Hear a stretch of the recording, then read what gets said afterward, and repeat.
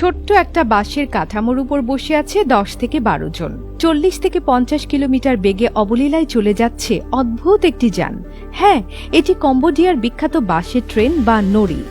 দক্ষিণ পূর্ব এশিয়ার এই দেশের অনুন্নত যোগাযোগ ব্যবস্থার এলাকাগুলোই বহু বছর ধরে প্রয়োজনীয় এক বাহন হিসেবে সেবা দিয়ে আসছে নড়ি। তবে একে কিন্তু গোটা কম্বোডিয়ায় পাবেন না। নড়ির দেখা পেতে হলে আপনাকে যেতে হবে দেশটির বেটামবাং প্রদেশে। নড়ির মূল কাঠামোয় আছে একটা বাঁশের পাটাতন। অবশ্য এটাকে শক্ত করার জন্য ধাতব একটা পাতও ব্যবহার করা হয়। চাকাগুলো ইস্পাতের, আর থাকে একে চালানোর জন্য ছোট্ট একটি মোটর। নড়ির চাকা ও এক্সেল পুরনো পরিত্যক্ত ট্যাঙ্ক ও লরি থেকে সংগ্রহ করা হয়। সাধারণত ব্যবহার করা হয় মোটরসাইকেল কিংবা ট্রাক্টরের পুরনো ইঞ্জিন। মূল কাঠামো বা বসার জায়গাটি বাঁশের হওয়ায় এটি স্থানীয় নাম নড়ির পাশাপাশি ব্যাম্বো ট্রেন বা বাঁশের ট্রেন নামেও জনপ্রিয় হয়ে উঠেছে। 1970-এর দশকে গৃহযুদ্ধ ও খেমার রুজের শাসনের সময় কম্বোডিয়ায় জাতীয় রেল রোড পরিত্যক্ত হয়ে পড়ে।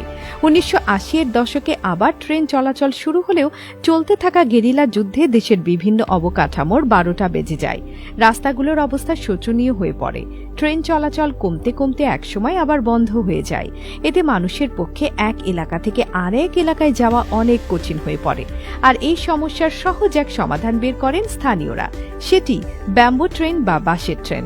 বেটামবাংয়ের পরিত্যক্ত লাইনগুলোর উপরে চলা এই আজব ট্রেন অচিরেই প্রদেশের ছোট ছোট গ্রামগুলোর মধ্যে যোগাযোগের মাধ্যম হিসেবে কাজ করা আরম্ভ করে। মানুষ তো বটেই, নানা মালামাল এমনকি গবাদি পশুও পরিবহন করে। বিশেষ করে রোগী, বৃদ্ধ ও শিশুদের যাতায়াতে দারুণ সুবিধা হয় নতুন এই যানের উদ্ভবে। লাইন একটাই, দুই দিক থেকে আসে নড়ি। যখন দুটি নড়ির দেখা হয়ে যায় তখন থামতে হয় একটাকে। তারপরই এক মজার কাণ্ড ঘটে।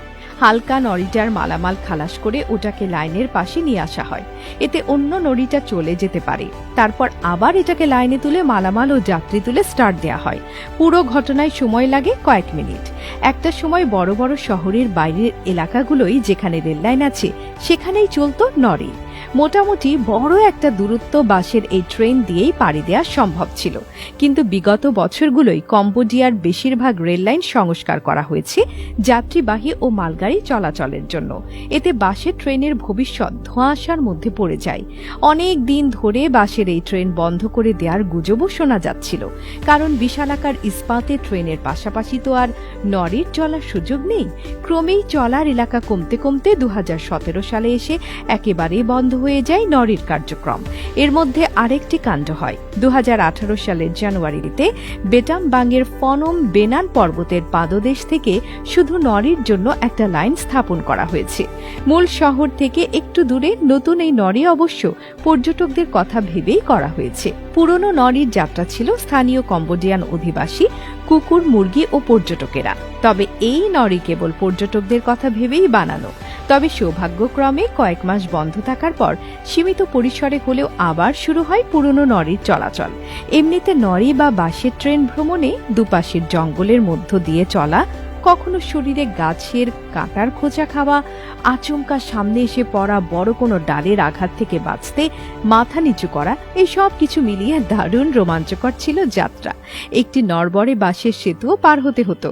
তবে এখন এই ভ্রমণে আগের মতো রোমাঞ্চ হয়তো মিলবে না, কারণ দুপাশের জঙ্গল অনেকটাই ছেটে ফেলা হয়েছে। বাঁশের সেতুর জায়গা নিয়েছে কংক্রিটের সেতু। বেটামবাং শহরের পাশেও ডামবং এবং ওসরা লাভের মাঝখানের এলাকায় চলে পুরনো এই বাঁশের ট্রেন। নতুন বাঁশের ট্রেনে চললে মন্দির, গুহাসহ কম্বোডিয়ার বিখ্যাত কিছু পর্যটন স্পট সহজে দেখতে পারবেন। অন্যদিকে পুরনো নড়িতে চড়া পর্যটকদের দাবি, বাঁশের ট্রেনে ভ্রমণের মূল আমেজ পেতে চাইলে এখনো পুরনো বাঁশের ট্রেনই ভরসা। এখন আপনি কম্বোডিয়ায় গেলে কোনটায় ভ্রমণ করবেন সেটা আপনার সিদ্ধান্ত। যেটাতেই ভ্রমণ করুন না কেন, ভাড়া পড়বে $5 বা আমাদের হিসেবে 500 টাকার কিছু বেশি।